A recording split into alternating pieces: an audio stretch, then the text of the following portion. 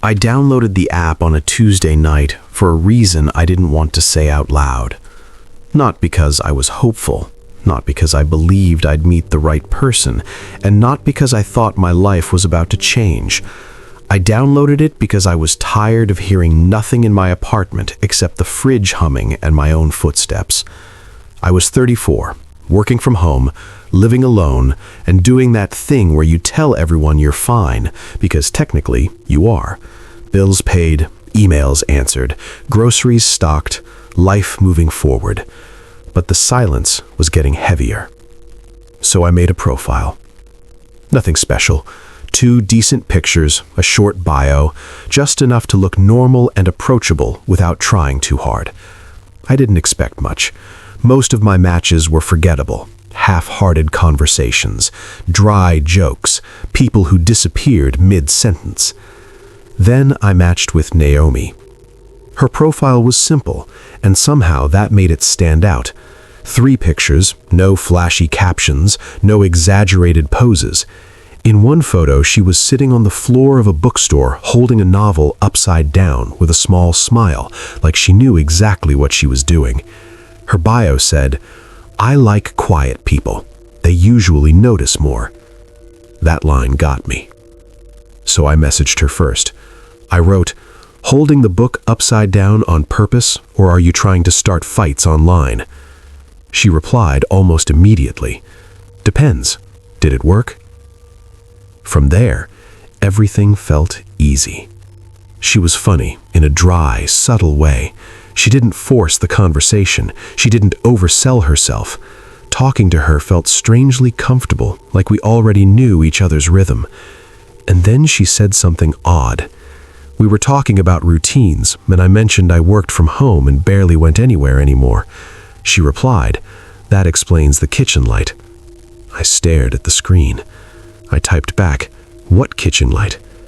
She answered, "The one you leave on too late, around midnight." I laughed at first, not because it was funny, more because it was specific enough to make me uncomfortable, and laughing was easier than thinking too hard about it. I told her that was a weird thing to say. She sent a laughing emoji and wrote, "Relax, lucky guess." So I let it go. Because that's what people do when they want something to still feel normal. We kept talking for 3 days. And over those 3 days, Naomi became the person I checked for when I woke up, and the last person I looked for before I went to bed. Then, it happened again. I told her I hadn't been sleeping much. She replied, "You should stop falling asleep on the couch with the TV on." That stopped me cold, because I had done exactly that the night before. I asked her how she knew that. She wrote, "If I were really watching you, I'd know what show you left on." A few seconds later, another message appeared. It was a cooking competition. It was. I sat there staring at my phone, then at my living room, then back at my phone. I lived on the 3rd floor. My blinds were usually half closed. Nobody should have been able to see that clearly from outside. At least, I didn't think so. I asked her directly if she knew me in real life. She took a while to respond. Then she sent, "Maybe I know you better than you think." That should have been the moment I blocked her. A normal person would have unmatched and moved on. But loneliness has a way of making you negotiate with your instincts. So when she asked if I wanted to meet for coffee that Sunday afternoon, I said yes. Public place, busy cafe, broad daylight, perfectly safe. Then she added one more message. "Wear the dark green jacket. You look more like yourself in that one." That made my stomach drop. Because I did own a dark green jacket, and I had never posted a photo wearing it.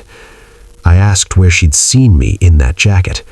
Her reply came right away, "Last Thursday." That was the day I'd worn it to the grocery store after work. Suddenly, none of this felt playful anymore. I asked again if she knew me.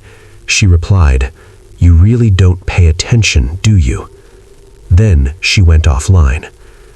Sunday came anyway, and against my better judgment, I still went. Not because I trusted her, because I wanted an explanation. I wanted this to become something manageable, a prank, a misunderstanding, a weird coincidence. The cafe was crowded and bright. Families, students, people working on laptops. I chose a seat where I could see the front door and waited. At exactly 2:07, my phone buzzed. "You picked the corner seat. Good. You always choose seats where you can watch the entrance." I froze. I looked up immediately and scanned the room. Nobody was obviously watching me. I texted back, "Where are you?" She replied, "Close." I stood, turning slowly, checking faces, reflections, the counter, the windows. Nothing. Another message came through. "The man in blue behind you is pretending to study. The barista is new, and you're trying to not panic." My chest tightened. Then one last message appeared. "Leave through the side door. Come alone." That snapped something in me. I didn't follow the instruction. I walked straight out the front, got into my car, locked the doors, and drove 3 blocks before stopping because my hands were shaking too badly to keep going. I tried to open the app again. Naomi's profile was gone. The chat was gone. Everything was gone. When I got home, taped neatly to my apartment door was a grocery receipt. Mine, from last Thursday. Across the top, in black ink, someone had written, "You never look up." I didn't go inside right away. I just stood there in the hallway staring at those words, feeling like something in my life had quietly shifted while I wasn't paying attention. I changed my locks after that, bought thicker curtains, started closing my laptop whenever I wasn't using it. A week later, I found remote access software on my computer after taking it to be checked. That was the missing piece. A link she'd sent me, a harmless quiz I clicked without thinking. That's probably how she knew so much. That explanation should have made me feel better. In some ways it did. There's relief in learning something strange has a logical answer. But there's also a different kind of fear in realizing how little it takes for someone to slip into your life now. A link, a pattern, a routine, a few moments of inattention. The police took a report, but nothing ever came of it. No name, no clear face, no second message after that. Just silence. I don't use dating apps anymore. Maybe that's unfair. Maybe it is. But every night now, before I go to sleep, I check the blinds, I check the door, I check the kitchen light, and I always look up. Because the last message I ever got from Naomi didn't come through the app. It came weeks later in a blank email with no subject line. Just 2 words. That's better. I downloaded the app 3 months after my breakup because my best friend said I was becoming way too comfortable talking only to delivery drivers. She wasn't wrong. I told myself I wasn't looking for anything serious, just conversation, maybe dinner, maybe proof that meeting new people didn't automatically have to be exhausting. So I made a profile, added a few pictures I didn't hate, and started swiping. Most people blended together. Then I matched with Adrian. His profile was calm, understated, and weirdly reassuring. No shirtless gym photos, no fake luxury shots, just one picture of him standing outside a record store, another sitting in a diner booth with a coffee mug, and a bio that said, "Good listener, bad dancer, excellent with first date fries." It was simple enough to feel real. He messaged first. Nothing flashy, just, "You seem like someone who orders dessert but says you're just having a bite." It made me laugh, mostly because it was true. We started talking, and within a day, it felt easy.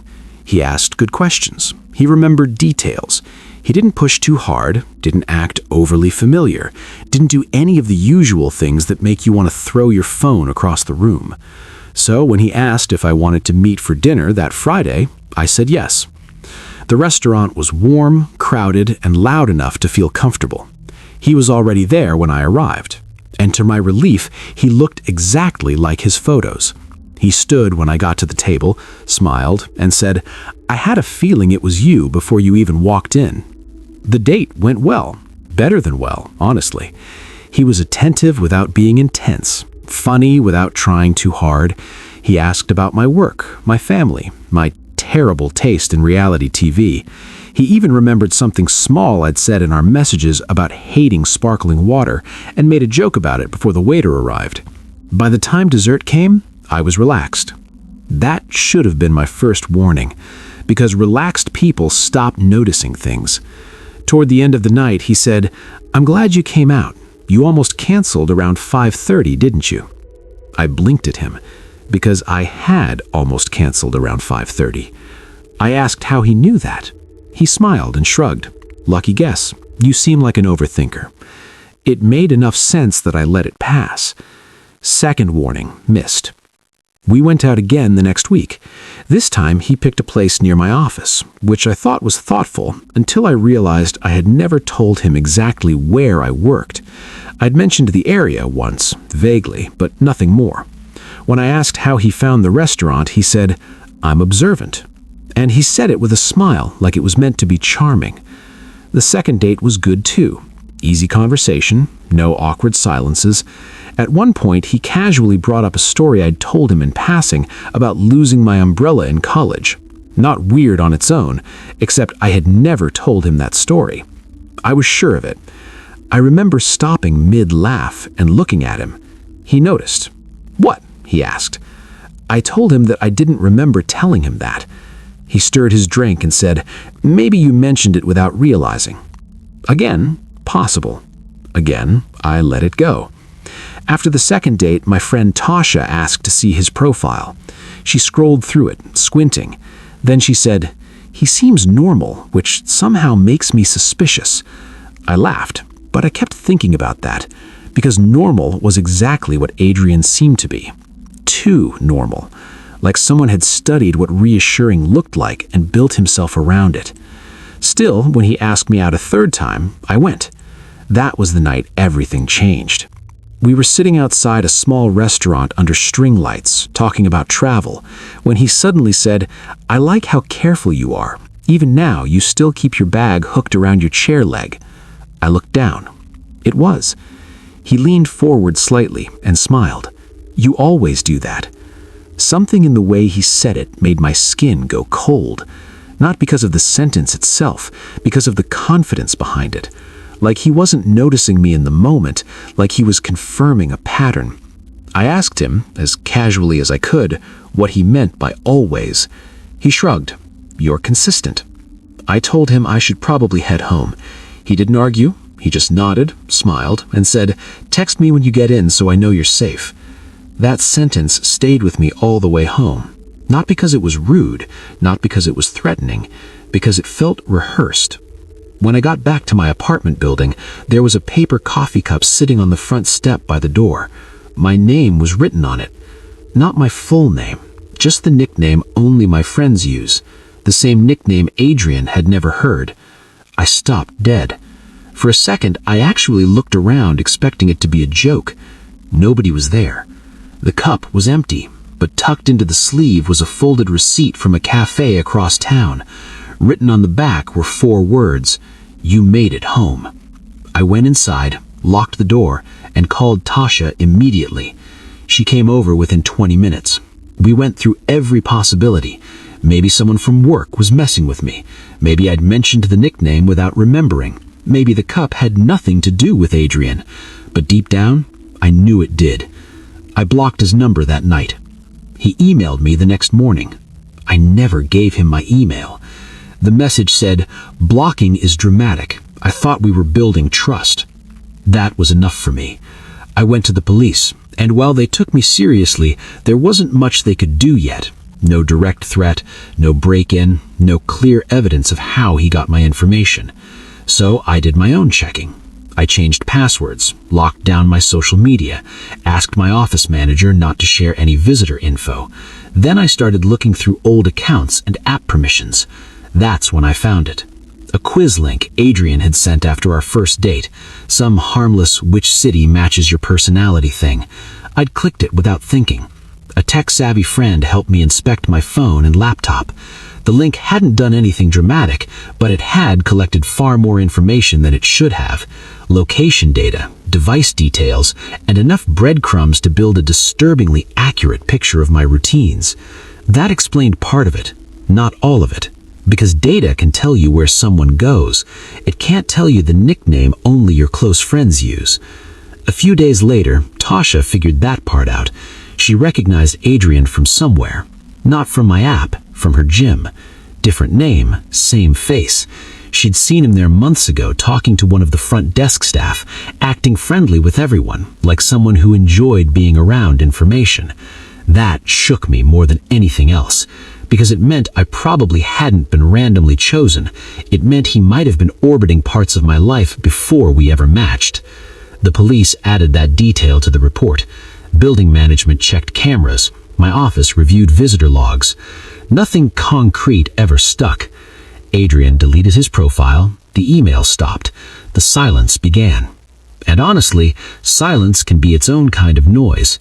It's the kind that makes you pause when your phone lights up, the kind that makes you check who's behind you in reflections, the kind that makes perfectly normal coincidences feel loaded.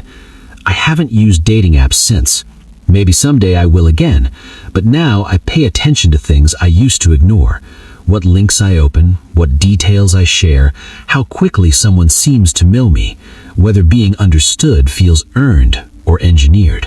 Because the scariest part wasn't that Adrian frightened me. It was that for a while, it made being watched feel exactly like being cared for. And sometimes I think that's the easiest trap in the world to fall into.